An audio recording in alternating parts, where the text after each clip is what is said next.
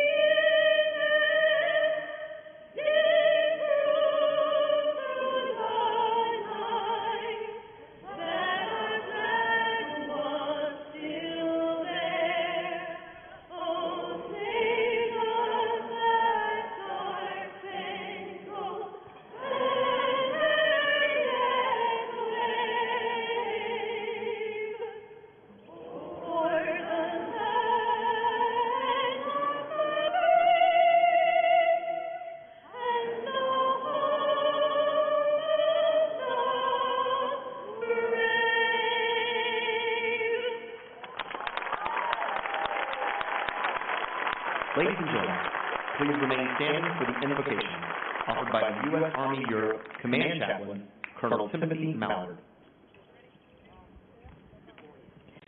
Mesdames et messieurs, veuillez rester debout pour la prière donnée par l'aumônier militaire en chef des forces armées américaines stationnées en Europe, le colonel Timothy Mallard. Almighty God, Lord of hosts, sacred to us is the memory of our fallen and the sacrifices of our veterans on these waters, shores, fields, and skies. And thus we humbly ask for your holy presence here today in this ceremony. From many nations, their sacrifice, poured out in blood, courage, and even death, to secure liberty for your enslaved children and to smash tyranny, remains our moral touchstone. For so great an act of love, we pray that you will grant them eternal peace and their families lasting comfort. By their courage on D-Day and afterwards, we also pray that you will challenge us to love freedom more than comfort, privilege, or even life itself, and that without thought of cost or reward, we also will recommit ourselves to defend life, liberty, and the pursuit of the common good, no matter the cost. Though we are resolute in our request, O God, we know we cannot achieve this without your divine blessing and guidance. And so lead us as our shepherd, even if it be again through the valley of the shadow of death, towards the green pastures of peaceful freedom. All this we ask, O Father of mercy, in thy holy name. Amen.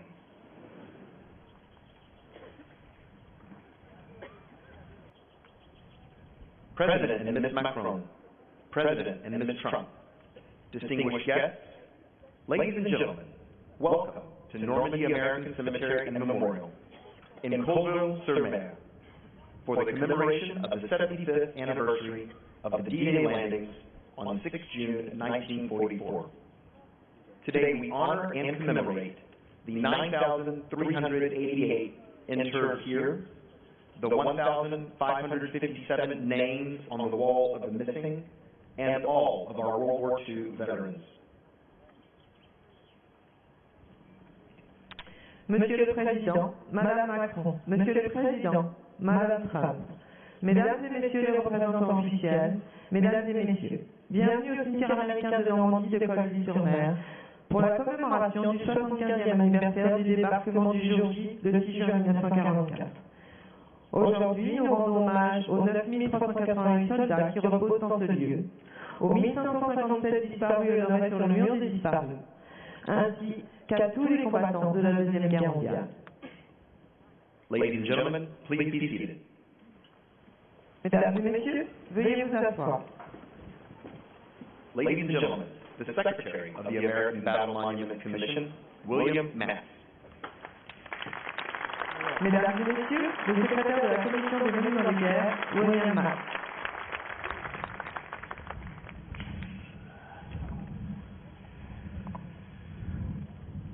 Well, good morning, ladies and gentlemen. Welcome to our commemoration ceremony of the Normandie landings. And it is indeed an honor for me to be with you today on these sacred grounds of the Normandie American Cemetery to celebrate the 75th anniversary of D-Day. And we extend a particularly warm welcome to President of the French Republic, Emmanuel Macron, and his wife, Brigitte Macron.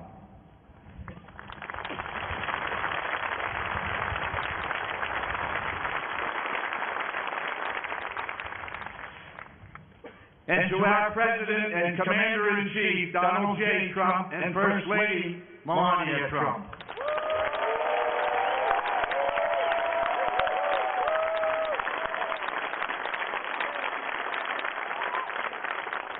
To our many distinguished government and military leaders, and to the families of our honored dead who traveled to these now peaceful and hallowed grounds to bear witness to the valor and the sacrifice of their family heroes resting here.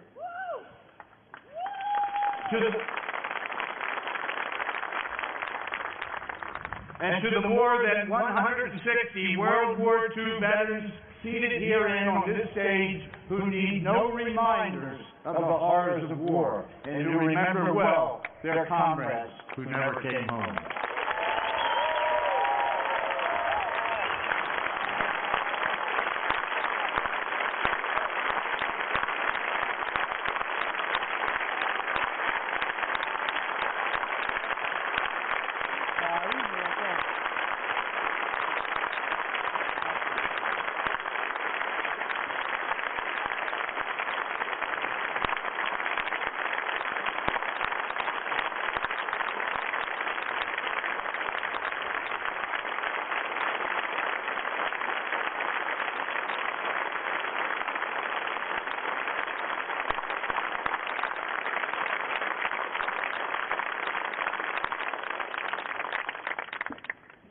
And folks, a very special welcome to the D-Day veterans, present today, approximately 35, who 75 years ago on Omaha and Utah beaches and in nearby landing fields took the first treacherous steps towards liberation as a watchful world anxiously awaited word of their fate.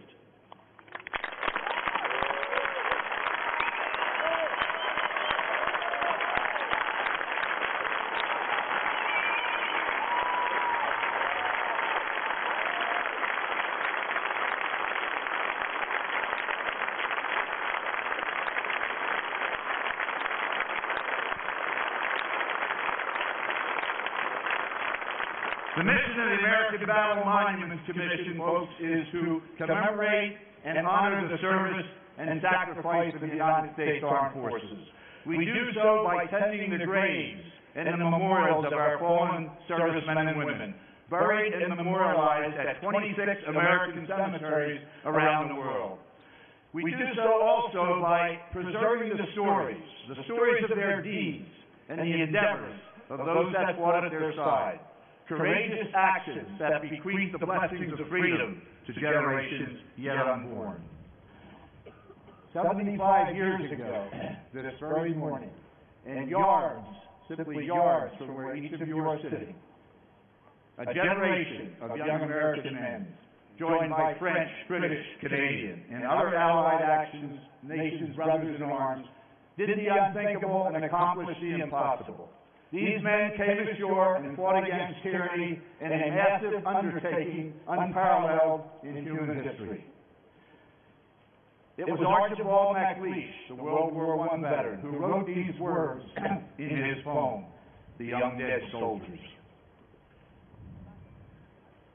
They say we were young, we have died, remember us. They say we leave you our death, give them their meaning. So many gave us their deaths. It is for us, our children, for generations to come, to give them their meaning. So our presence here today at this beautiful and inspirational cemetery does just that.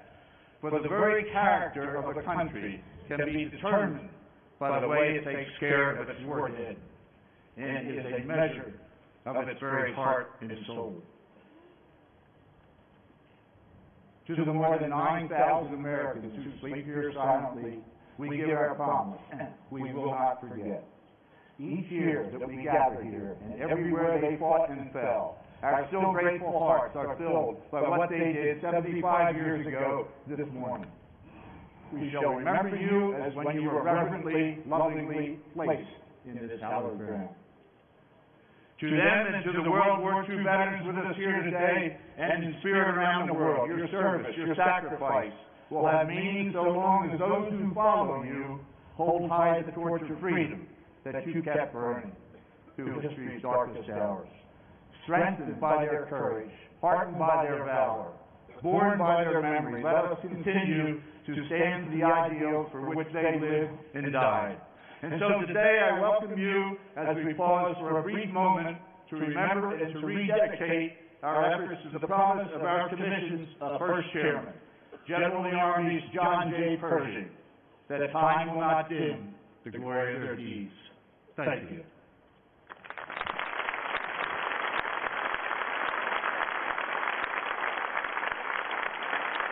Ladies and gentlemen, the President of the Republic of France, Emmanuel Macron.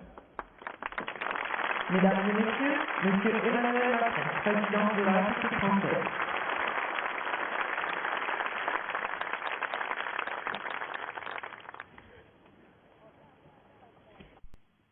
Monsieur le Président des États-Unis d'Amérique, cher Donald Trump, Messieurs les combattants du débarquement, chers vétérans, Mesdames, Messieurs, cette nuit du 5 au 6 juin 1944, la Manche n'était pas seulement troublée par la brume naissante, par la houle soutenue qui agitait les flots salés.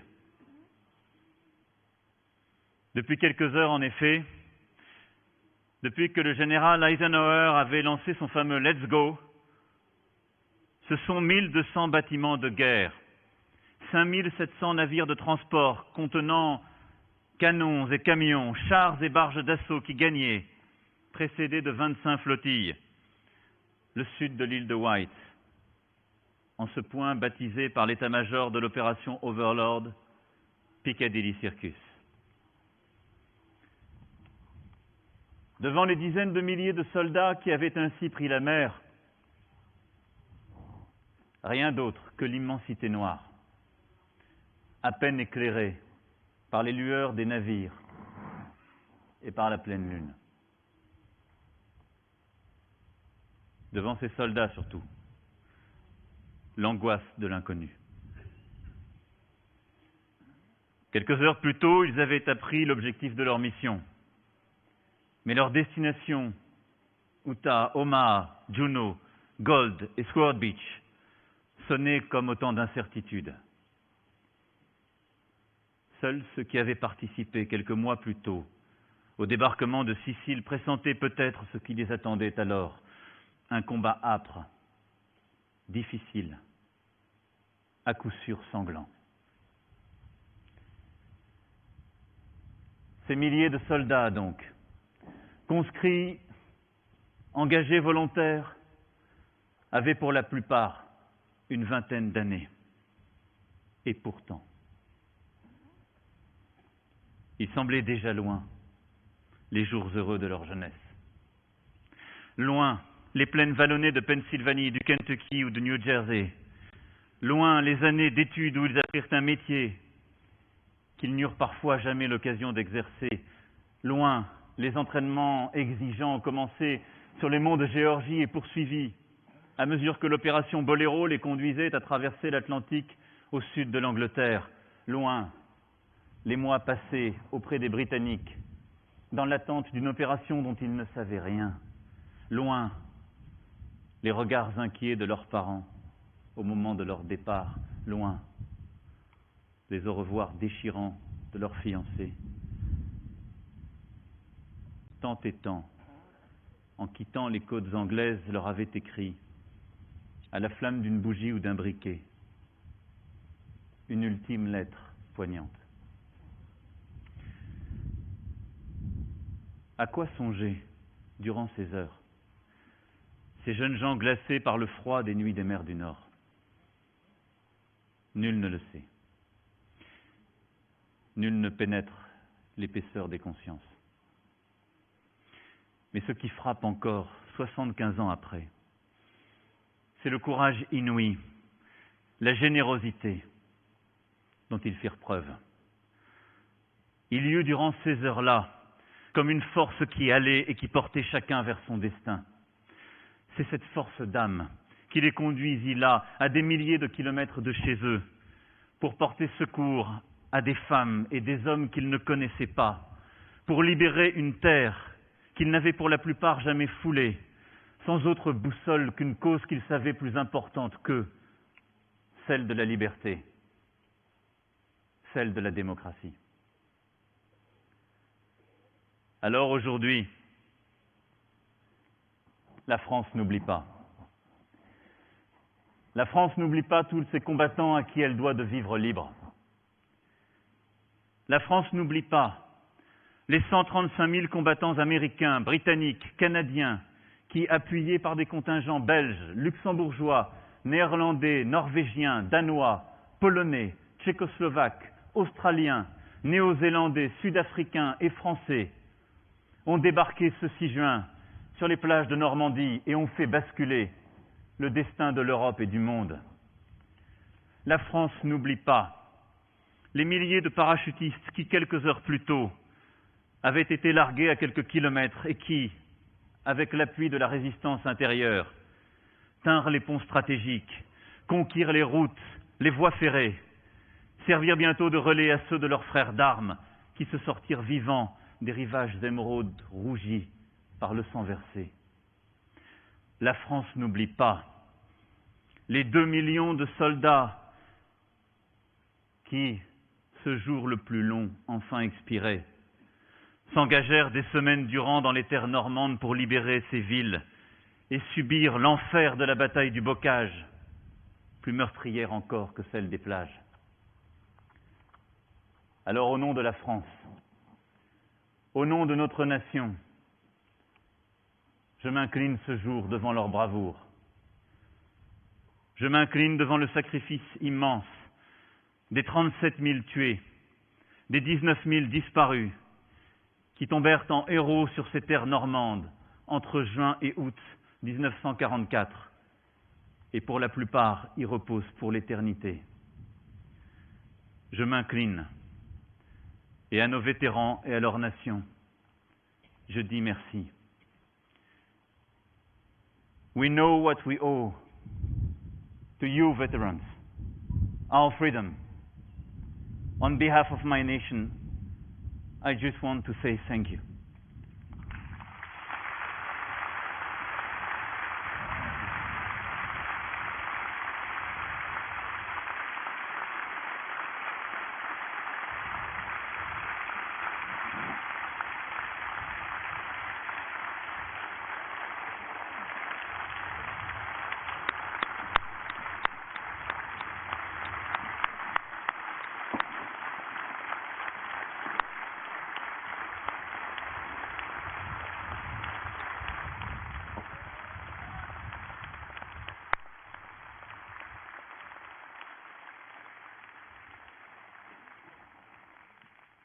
Nombre d'entre eux nous font face dans ce cimetière d'égaux morts pour notre liberté.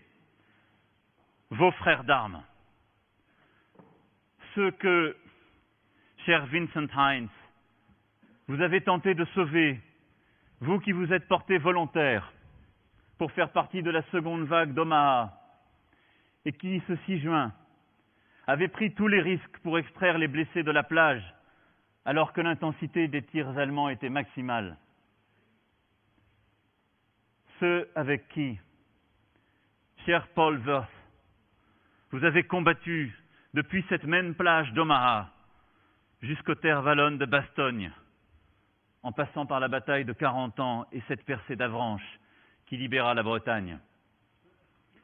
Vos frères d'armes, ceux qui, cher Charles Djourot, vous ont accompagné dans l'enfer des haies normandes, vous qui avez combattu sans discontinuer entre le 7 juin et le 8 juillet, et qui, pour certains, vous ont suivi dans les Ardennes, au Luxembourg, et même dans la campagne de Tchécoslovaquie.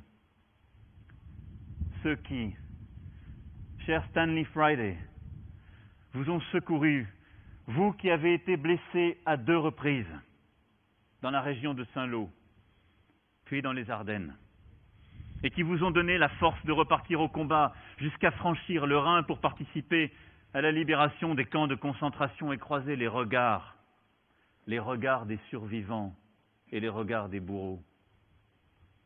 Alors peut-être avez-vous compris, dans la vérité crue de ce moment, pourquoi vous vous étiez battus.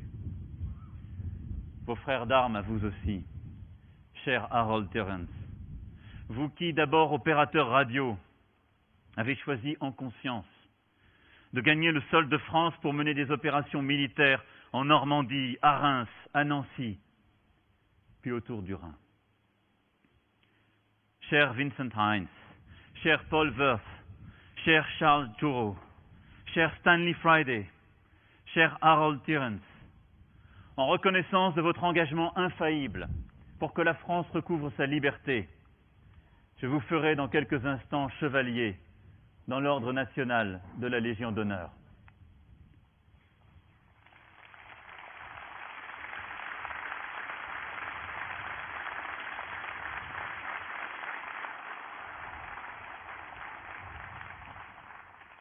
Cette distinction, la plus élevée que délivre la République française, vient bien sûr saluer vos actes exceptionnels, votre courage, votre contribution à la libération de notre pays. Et c'est aussi, pour la nation française, une manière de redire 75 ans après que nous savons ce que nous devons à l'Amérique. L'Amérique, cher président Trump, qui n'est jamais aussi grande que lorsqu'elle se bat pour la liberté des autres. L'Amérique, qui n'est jamais aussi grande que lorsqu'elle se montre fidèle aux valeurs universelles que défendaient ses pères fondateurs, lorsqu'il y a près de 2 siècles et demi, la France vint soutenir son indépendance. Mais nous vous devons plus.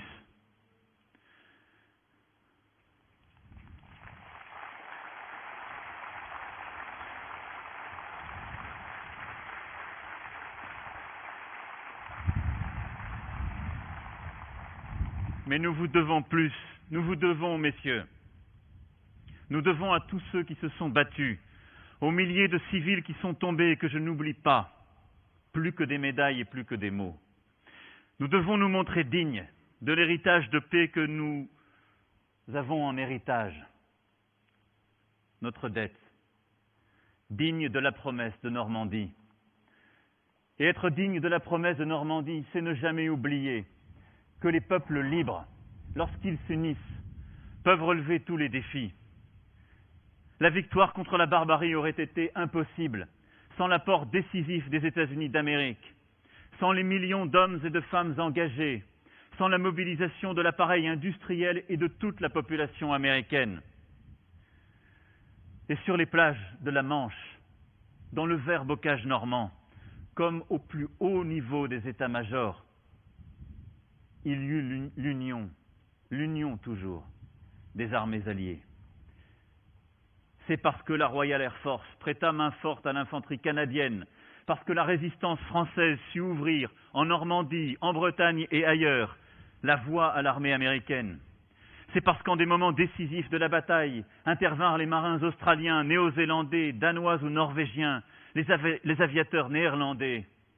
Parce que, dans l'enlisement de la bataille de la poche de la falaise, les blindés polonais firent la différence, que ce pari fou de faire libérer l'Europe du joug nazi par la mer put être tenu.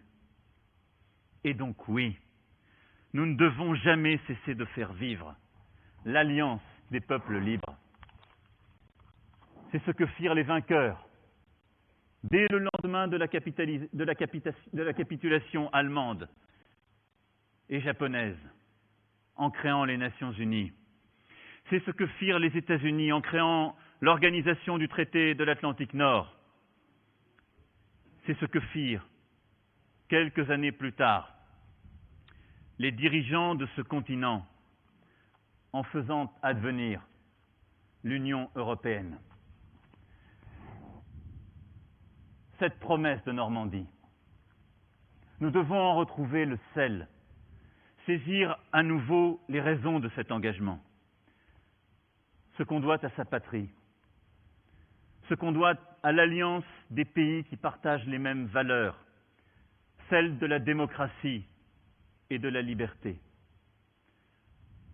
La leçon de Colleville-sur-Mer, c'est que ces deux raisons sont inséparables.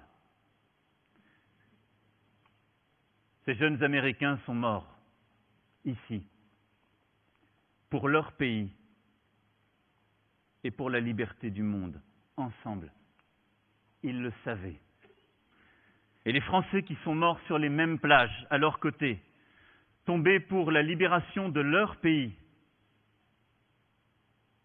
sont aussi tombés pour que leur nation revienne, une fois la tâche accomplie, à sa tradition de liberté.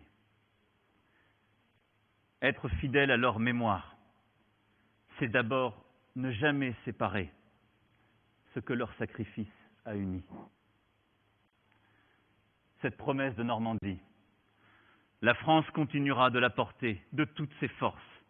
J'en fais ici le serment. Et elle est au cœur de la destinée américaine véritable.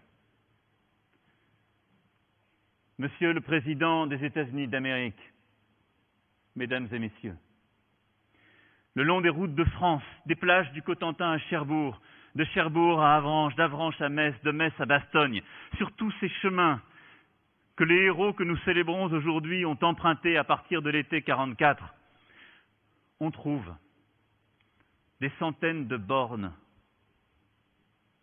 ornées des étoiles du drapeau américain et de la flamme de cette statue de la liberté qu'un jour un de nos plus grands sculpteurs offrit à la ville de New York. Ces monuments de pierre sont des jalons de mémoire, comme le souvenir indélébile, inscrit dans les terres de France, de ce que notre pays doit à l'Amérique. Leur présence résonne aussi comme une invitation à renouveler sans cesse ce pacte séculaire unissant la France, l'Amérique et la liberté. J'y suis prêt, Monsieur le Président des États-Unis, cher Donald Trump. Le peuple de France y est prêt. Prêt à faire vivre cette amitié entre nos nations qui a tant apporté à l'histoire des hommes et dont le monde d'aujourd'hui attend encore tant. Nous sommes prêts et nous le ferons. Alors merci. Vive les États-Unis d'Amérique, vive la République, vive la France et vive l'amitié entre nos deux nations.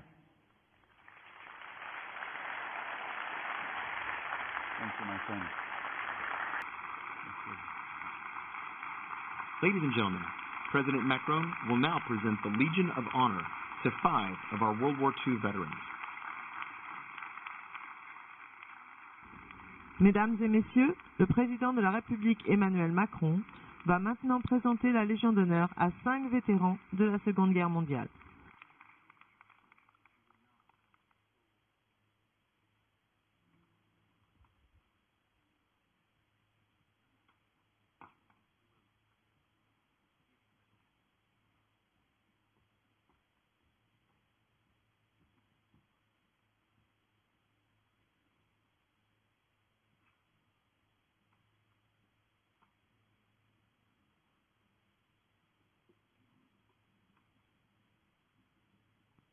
Monsieur Vincent Hines, au nom de la République française, Mr. Vincent Hines, on behalf of the French Republic, we award de la you Légion d'honneur. the award of Knight of the Legion of Honor.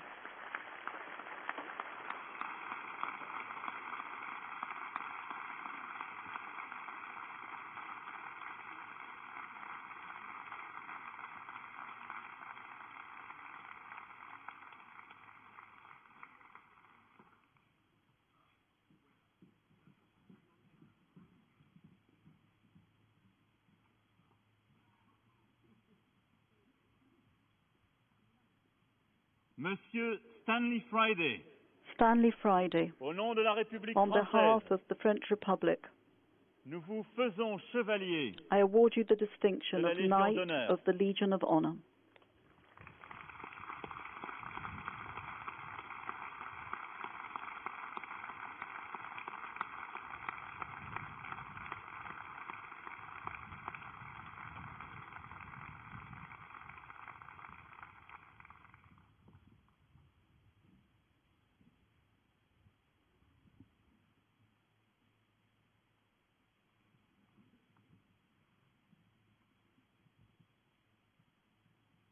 Monsieur Charles Jourot, Charles au nom Juro, de la République in française, the name of the French Republic, nous vous faisons chevalier I make de you la Légion Knight of d'honneur. the Legion of Honor.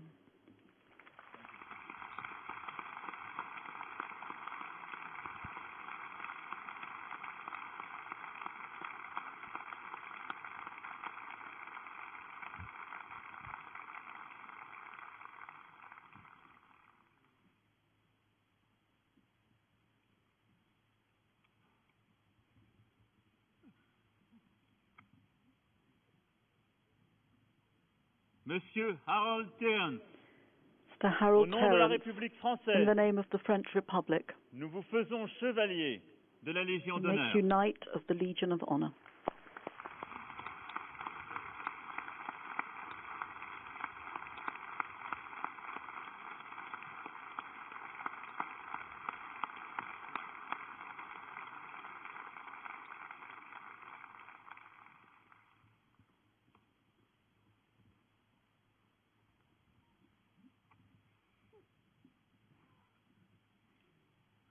Monsieur Paul Worth, Paul Worth, au nom de la République française, in the name of the French Republic, nous vous faisons chevalier we de la make Légion you d'honneur. Knight of the Legion of Honor.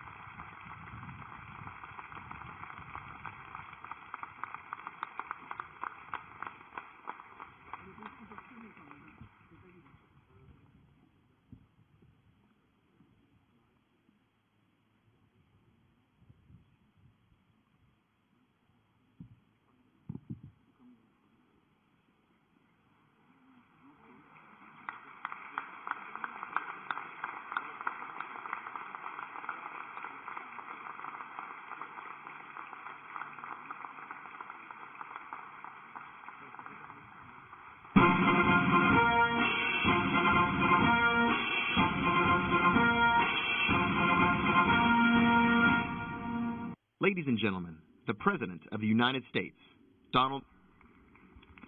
Mesdames et messieurs, Monsieur Donald J. Trump, président des États-Unis.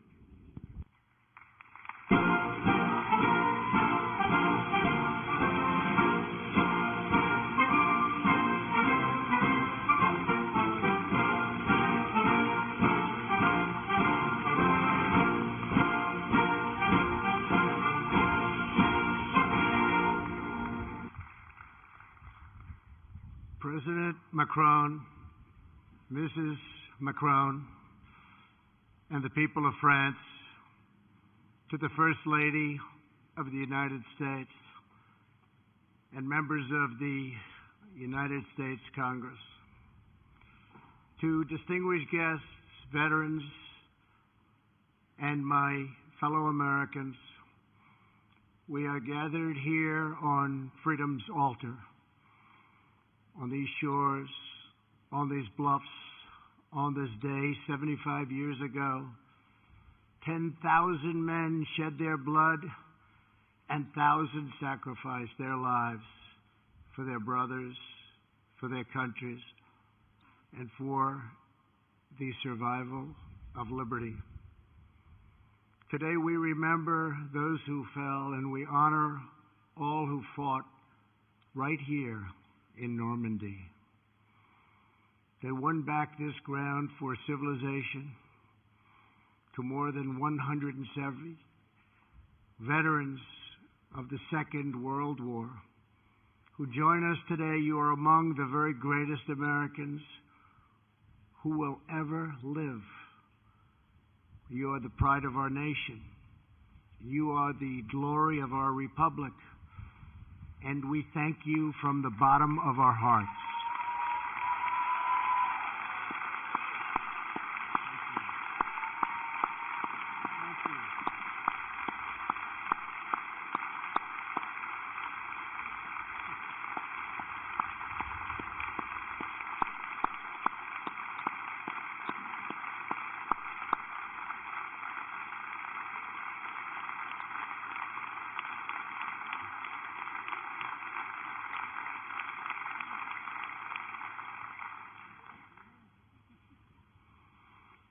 Here with you are over 60 veterans who landed on D-Day. Our debt to you is everlasting. Today we express our undying gratitude. When you were young, these men enlisted their lives in a great crusade, one of the greatest of all times. Their mission is the story of an epic battle and the ferocious eternal struggle between good and evil. On the 6th of June, 1944, they joined a liberation force of awesome power and breathtaking scale. After months of planning, the Allies had chosen this ancient coastline to mount their campaign to vanquish the wicked tyranny of the Nazi Empire from the face of the earth. The battle began in the skies above us.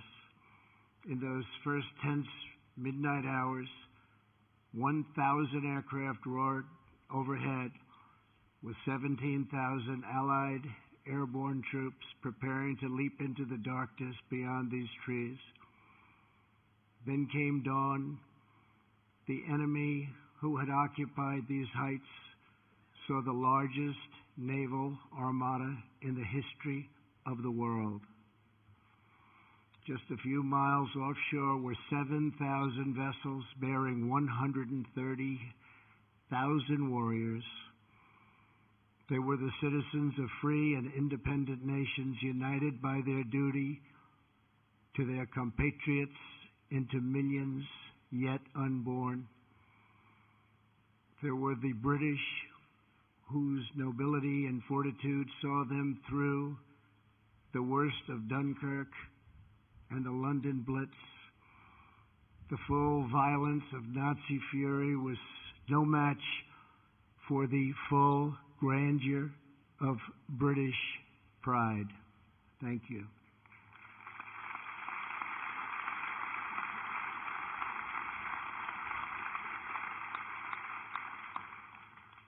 There were the Canadians, whose robust sense of honor and loyalty compelled them to take up arms alongside Britain from the very, very beginning. There were the fighting Poles, the tough Norwegians, and the intrepid Aussies.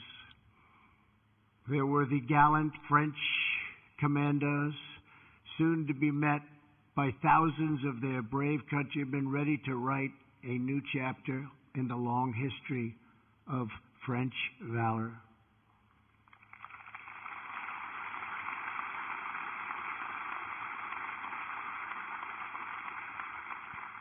And finally, there were the Americans. They came from the farms of a vast heartland, the streets of glowing cities, and the forges of mighty industrial towns. Before the war, many had never ventured beyond their own community. Now they had come to offer their lives half a world from home. This beach, codenamed Omaha,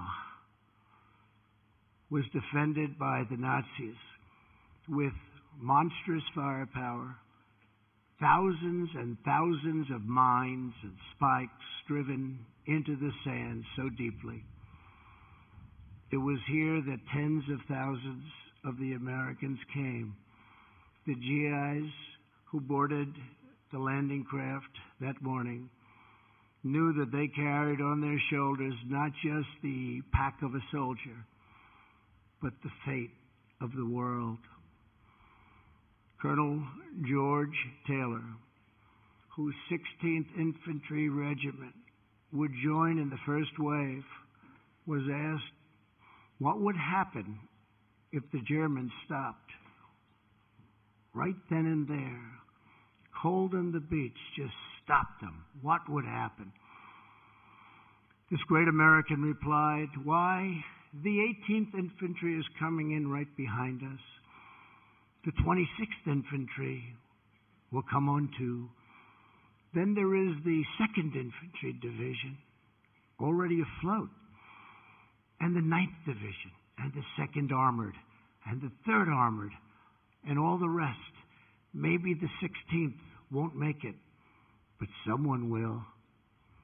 One of those men in Taylor's 16th Regiment was Army medic Ray Lambert. Ray was only 23, but he had already earned 3 Purple Hearts and 2 Silver Stars fighting in North Africa and Sicily, where he and his brother Bill, no longer with us, served side by side. In the early morning hours, the two brothers stood together on the deck of the USS Enrico before boarding two separate Higgins landing craft.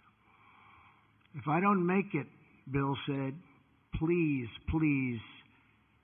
take care of my family." Ray asked his brother to do the same. Of the 31 men on Ray's landing craft, only Ray and 6 others made it to the beach. There were only a few of them left. They came to the sector right here below us. Easy Red, it was called. Again and again, Ray ran back into the water. He dragged out one man after another. He was shot through the arm. His leg was ripped open by shrapnel. His back was broken. He nearly drowned. He had been on the beach for hours, bleeding and saving lives, when he finally lost consciousness. He woke up the next day on a cot beside another badly wounded soldier. He looked over and saw his brother Bill. They made it. They made it. They made it. At 98 years old, Ray is here with us today with his 4th Purple Heart and his 3rd Silver Star from Omaha. Ray, the free world salutes you.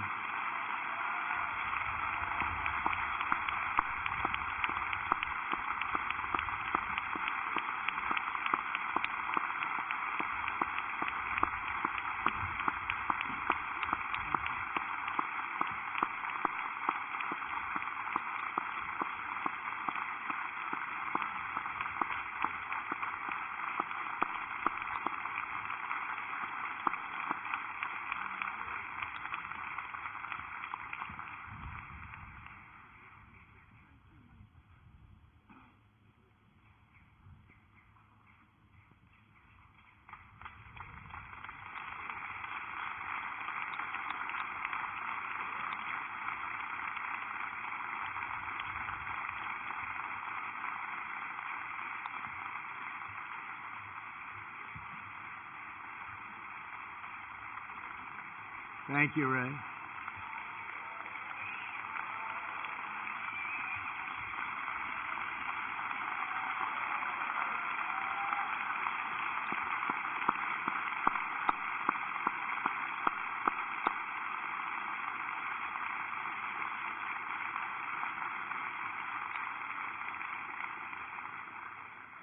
Nearly 2 hours in, unrelenting fire from these bluffs kept the Americans pinned down on the sand, now red with our heroes' blood. Then, just a few hundred yards from where I'm standing, a breakthrough came. The battle turned, and with it, history. Down on the beach, Captain Joe Dawson, the son of a Texas preacher, led Company G through a minefield to a natural fold in the hillside, still here. Just beyond this path, to my right, Captain Dawson snuck beneath an enemy machine gun perch and tossed his grenades. Soon American troops were charging up Dawson's draw. What a job he did.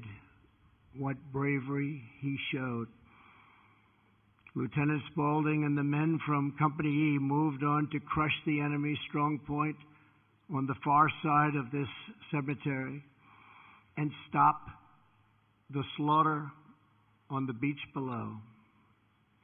Countless more Americans poured out across this ground all over the countryside. They joined fellow American warriors from Utah Beach and allies from Juneau, Sword and Gold, along with the airborne and the French patriots.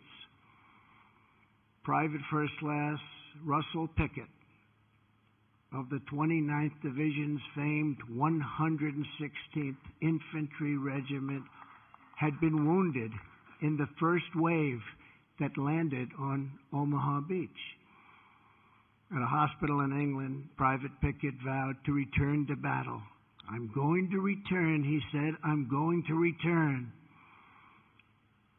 6 days after D-Day, he rejoined his company. 2/3 had been killed already. Many had been wounded within 15 minutes of the invasion. They lost 19 just from the small town of Bedford, Virginia alone. Before long, a grenade left Private Pickett, and he was gravely wounded, so badly wounded. Again, he chose to return. He didn't care. He had to be here. He was then wounded a third time and laid unconscious for 12 days. They thought he was gone. They thought he had no chance. Russell Pickett is the last known survivor of the legendary Company A. And today, believe it or not, he has returned once more to these shores to be with his comrades. Private Pickett, you honor us all with your presence.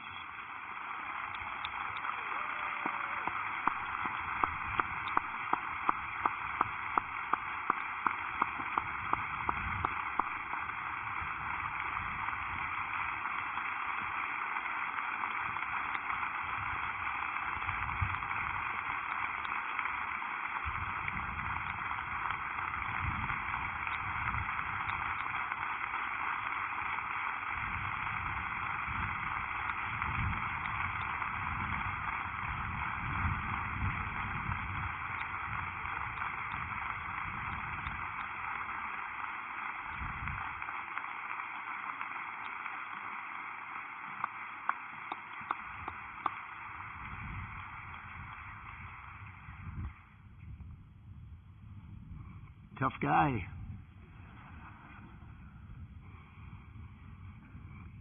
By the 4th week of August, Paris was liberated.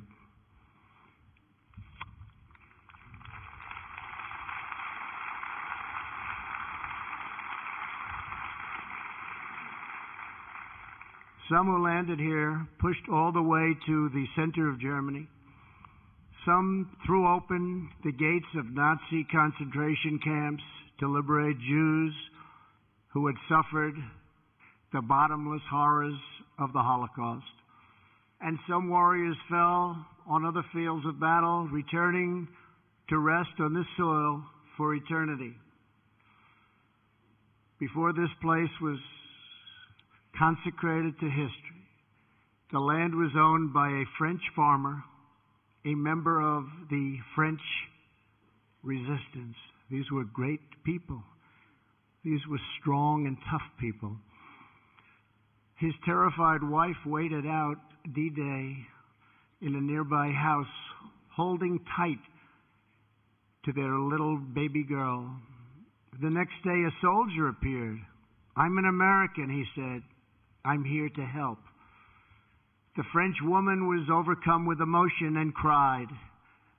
Days later, she laid flowers on fresh American graves. Today, her granddaughter, Stephanie, serves as a guide at this cemetery. This week, Stephanie led 92-year-old Marion Wynn of California to see the grave of her brother Don for the very first time. Marion and Stephanie are both with us today, and we thank you for keeping alive the memories of our precious heroes. Thank you.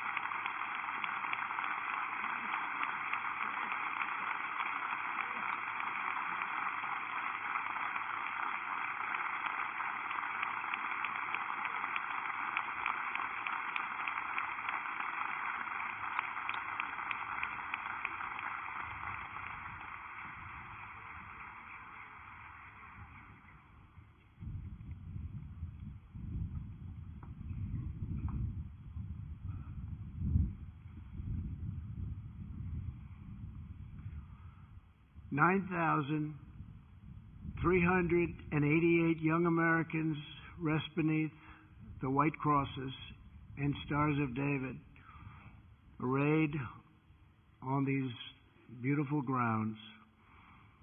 Each one has been adopted by a French family that thinks of him as their own.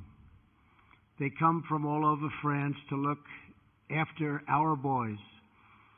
They kneel, they cry, they pray, they place flowers, and they never forget. Today, America embraces the French people and thanks you for honoring our beloved dead. Thank you. Thank you.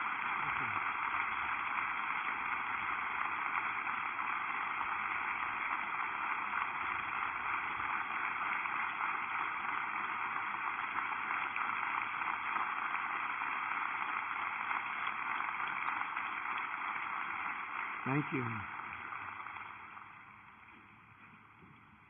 To all of our friends and partners, our cherished alliance was forged in the heat of battle, tested in the trials of war, and proven in the blessings of peace.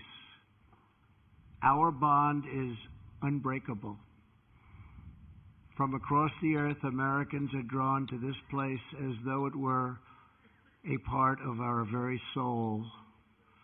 We come not only because of what they did here, we come because of who they were.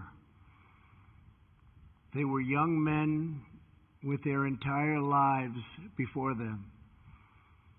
They were husbands who said goodbye to their young brides and took their duty as their fate.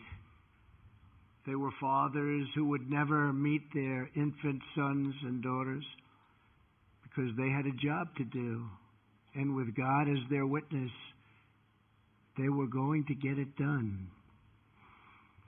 They came wave after wave, without question, without hesitation, and without complaint. More powerful than the strength of American arms was the strength of American hearts. These men ran through the fires of hell, moved by a force no weapon could destroy. The fierce patriotism of a free, proud, and sovereign people.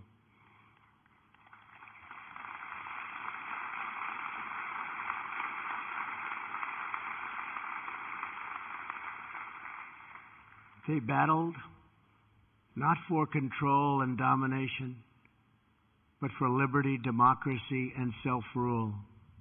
They pressed on for love and home and country, the main streets, the schoolyards, the churches, and neighbors, the families and communities that gave us men such as these. They were sustained by the confidence that America can do anything because we are a noble nation with a virtuous people praying to a righteous God. The exceptional might came from a truly exceptional spirit. The abundance of courage came from an abundance of faith. The great deeds of an army came from the great depths of their love. As they confronted their fate, the Americans and the Allies placed themselves into the palm of God's hand. The men behind me will tell you that they are just the lucky ones. As one of them recently put it, all the heroes are buried here. But we know what these men did. We knew how brave they were. They came here and saved freedom. And then they went home and showed us all what freedom is all about. The American sons and daughters who saw us to victory were no less extraordinary in peace. They built families, they built industries, they built a national culture that inspired the entire world. In the decades that followed, America defeated communism, secured civil rights, revolutionized science, launched a man to the moon, and then kept on pushing to new frontiers. And today, America is stronger than ever before.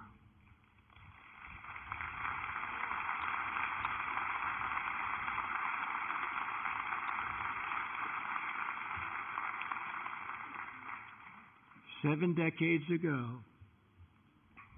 the warriors of D-Day fought a sinister enemy who spoke of a 1,000-year empire.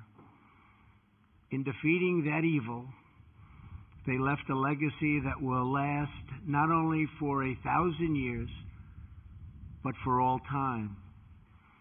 For as long as the soul knows of duty and honor, for as long as freedom keeps its hold on the human heart.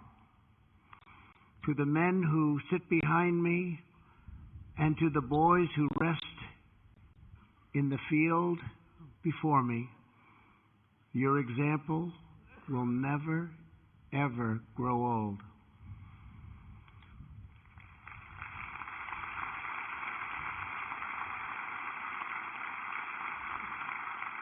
Your legend will never die. Your spirit, brave, unyielding, and true, will never die. The blood that they spilled, the tears that they shed, the lives that they gave, the sacrifice that they made, did not just win a battle. It did not just win a war. Those who fought here won a future for our nation. They won the survival of our civilization. And they showed us the way to love, cherish, and defend our way of life for many centuries to come. Today, as we stand together upon this sacred earth, we pledge that our nation will forever be strong and united. We will forever be together. Our people will forever be bold. Our hearts will forever be loyal. And our children and their children will forever and always be free. May God bless our great veterans. May God bless our allies. May God bless the heroes of D-Day. And may God bless America. Thank you. Thank you very much.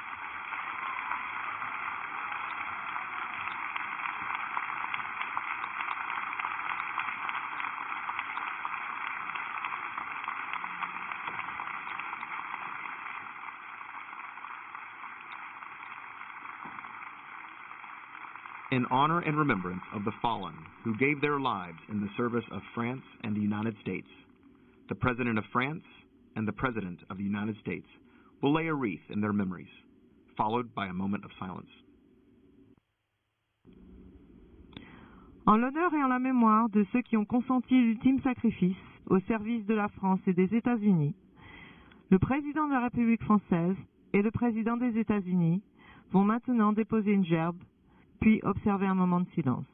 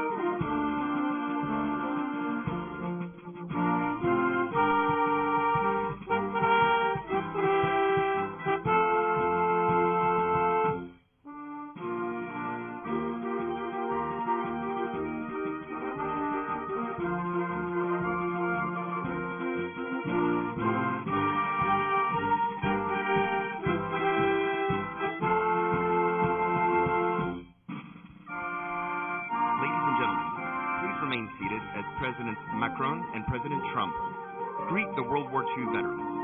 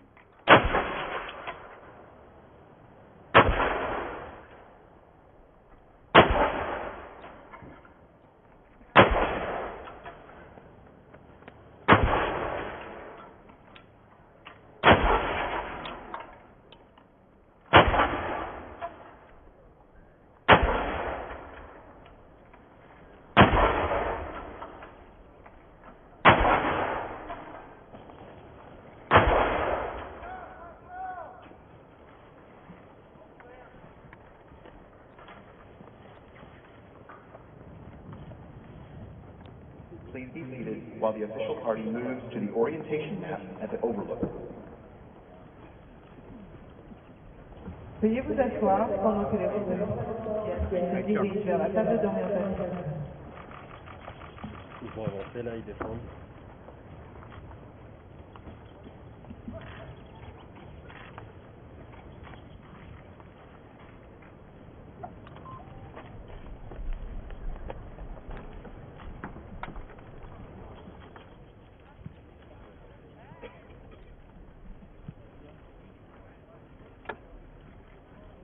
Nous, Jérôme, on aura une perche avec la 5.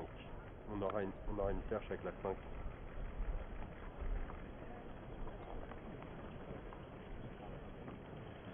D'accord, ça marche.